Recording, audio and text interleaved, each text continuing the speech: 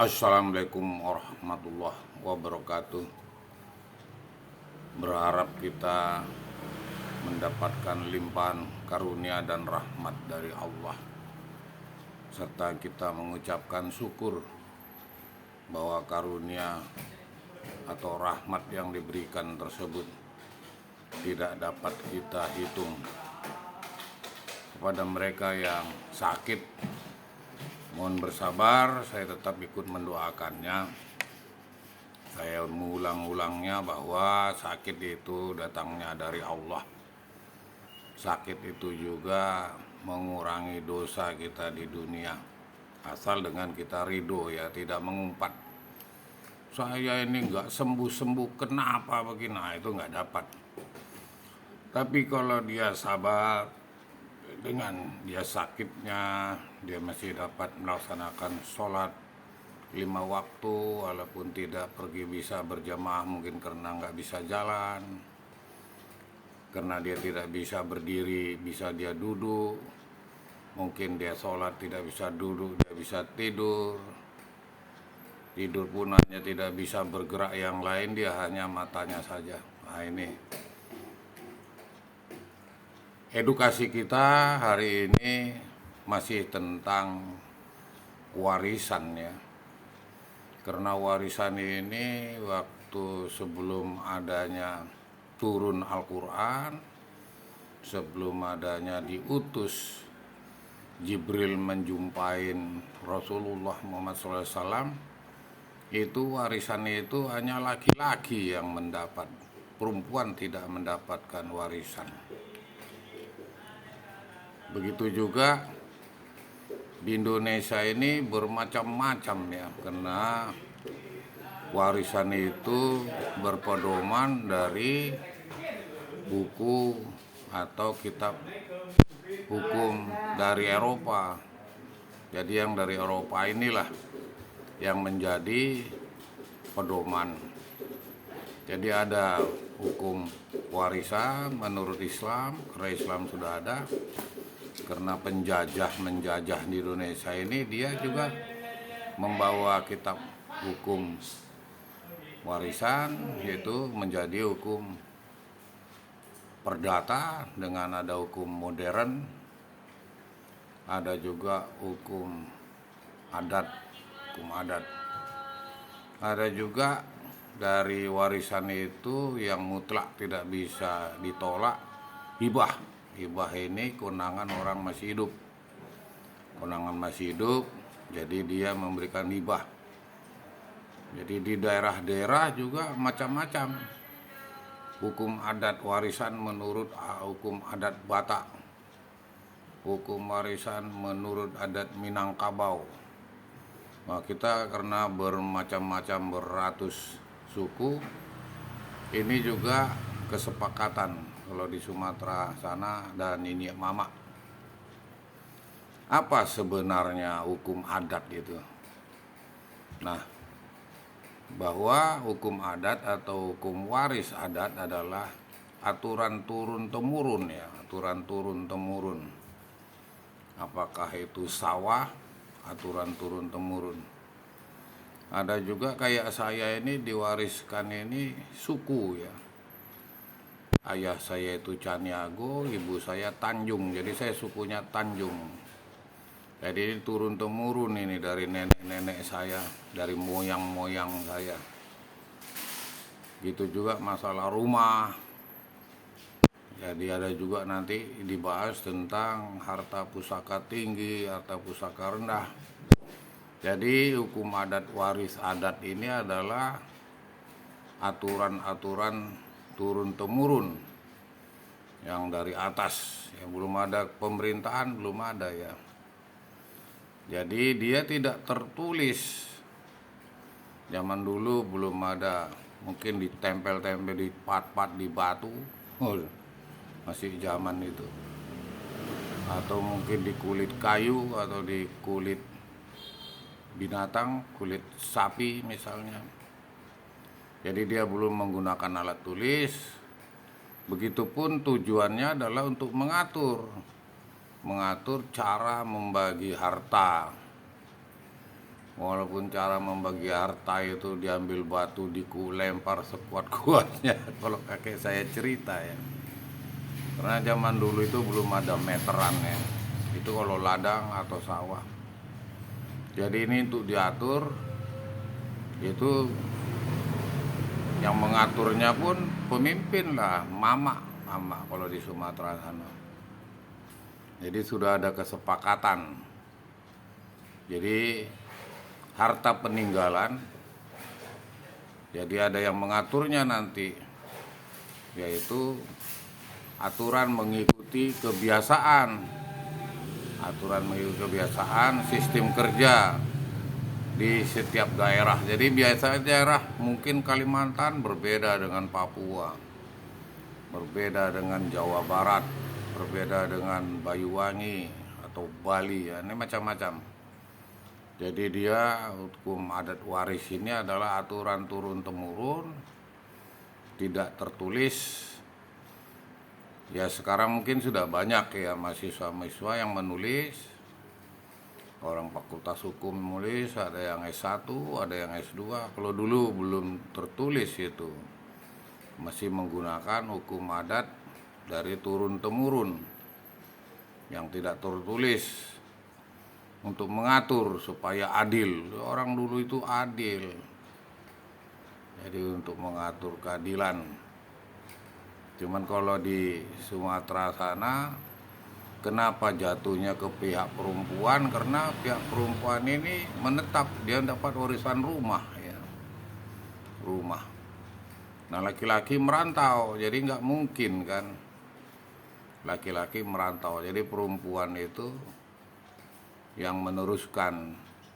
Jadi ada saudara perempuan itu laki-laki, itulah yang disebut dengan mama. Jadi untuk mengatur cara membagi harta peninggalan, aturan itu mengikuti kebiasaan dan sistem keluarga di tiap-tiap daerah ini berbeda-beda ya. Apa yang dibilang dengan sistem kekerabatan? Oh, ada yang sistem kekerabatan yang disebut dengan patrilineal, keakraban itu, patrilineal, garis keturunan dari ayah. Jadi kalau saya ini garis keturunan dari ibu saya. Ayah saya Tanjung, ayah saya Caniago, ibu saya Tanjung. Jadi orang Caniago itu orang Bako saya lah.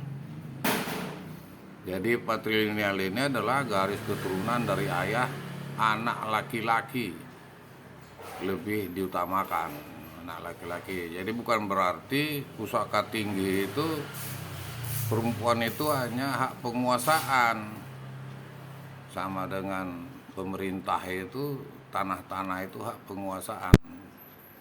Kalau pribadi baru dia ada hak guna bangunan, ada hak milik.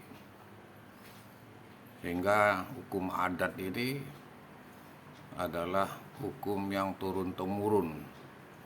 Ada lagi hukum perdata, ada juga dia menurut hukum waris Minangkabau, macam-macam ya. Sehingga patrilineal ini adalah garis keturunan dari ayah, anak laki-laki yang lebih diutamakan. Sedangkan matrilineal ini adalah garis keturunan dari ibu. Saya matrilineal ini, garis keturunan dari ibu. Anak perempuan lebih diutamakan. Dia hanya hak pakai rumah itu, sawah itu nanti diatur oleh mamanya, pamannya atau makdangnya ya, saudara ibu yang laki-laki. Ada juga parental atau disebut dengan bilateral, di mana hukum adat ini garis keturunannya dari ayah dan ibu. Jadi ini ada garis keturunan dari ayah dan ibu. Anak laki-laki dan anak perempuan haknya sama. Nah, ini yang disebut dengan parental. Jadi hukum adat itu ada yang patrilineal, ada yang matrilineal, ada parental. Banyak macamnya. Oleh sebab itu kita melalui media sosial ini memberikan edukasi